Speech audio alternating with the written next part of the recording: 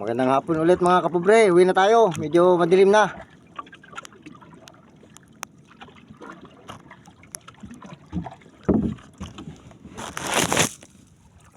Kahit masama ang panahon, hindi rin nasayang ang pagod.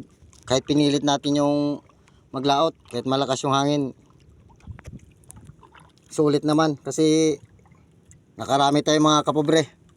Sayang at di ko sinama si Pubin Vlogger. Di bali next time isasama ko siya sa bago kong spot. Ito yung huli ko mga kapobre. Thank you Lord sa blessing. Sulit ang pagod kahit malakas ang hangin. Napakarami din ang huli. Thank you very much.